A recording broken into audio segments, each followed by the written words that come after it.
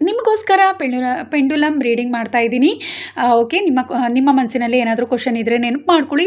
ಹಾಗೆ ಶಿವನ ಆರಾಧನೆ ಮಾಡುವಂಥವರಾಗಿದ್ದರೆ ಶಿವನನ್ನು ನೆನಪು ಮಾಡ್ಕೊಳ್ಳಿ, ಅಥವಾ ನಿಮ್ಮ ಏಂಜಲನ್ನು ಕೂಡ ನೆನಪು ಮಾಡ್ಕೊಳ್ಳಿ. ನೀವು ಇಷ್ಟಪಡುವಂತಹ ದೇವರು, ನೀವು ಆರಾಧಿಸುವಂತಹ ದೇವರನ್ನು ನೆನಪು ಮಾಡ್ಕೊಳ್ಳಿ. ನಿಮಗೆ ಏನು ಬರುತ್ತೆ, ಆನ್ಸರ್ ಏನು ಬರುತ್ತೆ ಅಂತ ಹೇಳಿ ನೋಡೋಣ.